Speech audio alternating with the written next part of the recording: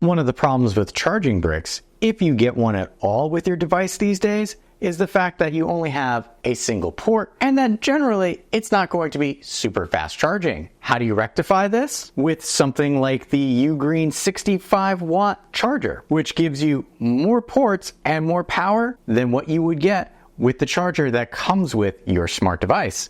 I'm Wanderer001. Let's get into it. Starting off, Ugreen is actually a company that has been making a name for itself in the charger and power bank market. I've had my eye on this company for quite a few years now. It is primarily focusing as an Anker competitor. There will be a couple of places where I make the comparison between this charger and the Anker 67w GaN Prime charger. Review over there in the corner if you're interested in that as well. Overall dimensions are 2 inches by 1.5 inches and weighs only 4.58 ounces. One of the main reasons that you're going to get this are the charging ports that you have access to on the back. You have 2 USB-C type charging ports, and you can see both of them can perform at either the computer output level or for a smart device. And then you have a USB-A port down here as well. You have a maximum of 65 watts from a single USB-C port for charging. Once you start mixing and matching ports, very similar to just like you would have with the Anker products, you start seeing diminishing returns. So as mentioned, either one of the USB-Cs is going to give you 65 watts and the USB-A is going to give you 22.5 when using singly. Once you start mixing and matching, 2 ports, USB-C, top one gives you 45, bottom one gives you 20. A USB-C and a USB-A gives you 45 and 18 respectively. And then USB-C middle and USB-A at the bottom gives you 8.5 and 8.5. If you throw in all 3 ports, you have top one maxing out at 45 watts and then 8.5 and 8.5 watts. So not quite as crazy as I saw with Anker in splitting up the power, but just know that if you're using more than one device at a time, you are going to see diminishing returns, and at most you're going to be able to get 45 watts out of that top USB-C port using either of the other 2 ports on this device. You might have noticed that the USB-A port has a little purple indication there. There are no LED lights in this, which I really like, because if you're using this in a room late at night, you don't want LEDs keeping you up. Good on you, Ugreen, for not having LED lights on your devices. Coming over to the other side, we have a collapsible prong, and there you can see it does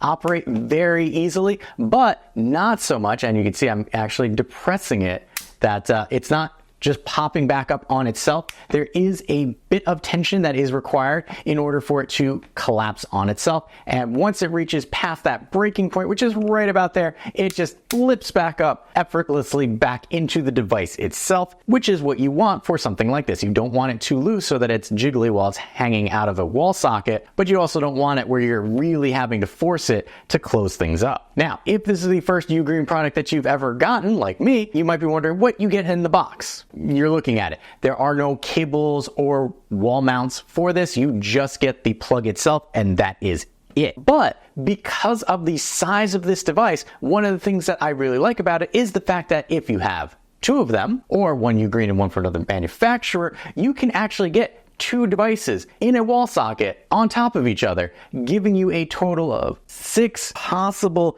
USB outlets for you to utilize. And that is one of the really good things about Ugreen. The size and output wattage that you get from them makes them very convenient for traveling or for using in tight places. One of the differentiating factors with Ugreen is the fact that this is a GaN charger. Now, GaN is a technology which allows for better charging quality at lower temperature output, because in the past, high output meant high heat. Ugreen is using their GaN Fast 2 chip, which they're calling GaN Infinity, which is a new generation of GaN technology, which brings you faster and more powerful charging with less heat generation in their small, lightweight design. This is a completely plastic device. There is no metal on the exterior to act as a heat sink. That is an important facet to know. Ugreen also has their comprehensive protection with their GaN technology, upgraded thermal guard, system 2.0, which protects your device from short circuit, overheating, over temperature, and over current, as you need from a charging receptacle. But I just don't take a manufacturer's claims at face value. I like to test things out for myself. So let me show you what tests I ran for the Ugreen 65W charger. This will be testing the wattage pull for Ugreen 65 Max. This item pulls more than that, especially if we use the USB-C. So we're gonna see what we get with our high capacity cable here. We'll see what the input wattage looks like, 58, as we can see there. And then if we take a quick look at our tool, we're looking at 19.7 for the volts, 2.9 amp, and kind of hovering around 59 watts. So what we're gonna do is we're gonna pull the tool and make sure that the battery can pull the maximum that it should be. So right now it's hanging out at 58.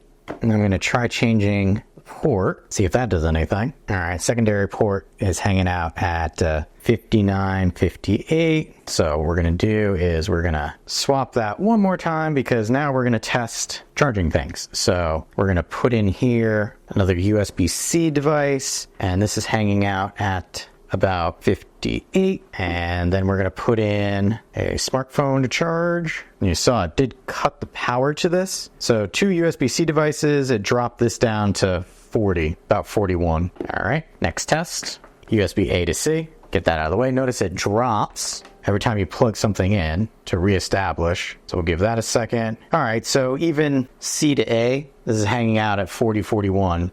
So it does a little better at distribution when plugging in other devices as opposed to other compact chargers. So what I'm gonna do now is we're gonna unplug that. I'm gonna leave this to charge this for 30 minutes, pulling the maximum that it can from this, and we'll come back and see what the temperature of this is like. After 30 minutes of charging, this is up to 44%, starting to go down in the wattage that it's inputting. And let's take a look at temperature. So I got like 122, 104 on the side there, 136 up top, 154 right up top. See if I can get that to focus there.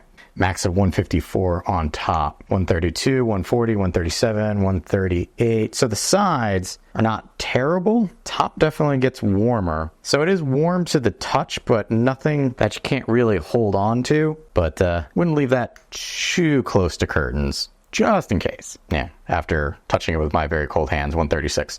So 158 for about 30 minutes with the maximum charge that I could pull from this particular power bank. Here we're gonna test this out on a smartphone. So we're gonna do USB-C to USB-C. We'll give this a moment to start measuring the input. All right, so we're getting up to 3,200, 3,300. So looks like it's leveling out at about 3,300 milliamps in. If we come and take a look at our tool right here, we can see 8.93 volts, 2.09 amps, and it's sitting at about 18 watts in. Now what we're going to do is I'm going to quickly remove the tool, plug it directly in so that this gets the full amount that it should. And we'll give that a second to remeasure itself. Yeah, so it's up to 3,700 now. Not bad.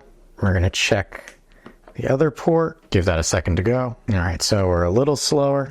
We're gonna do A to C.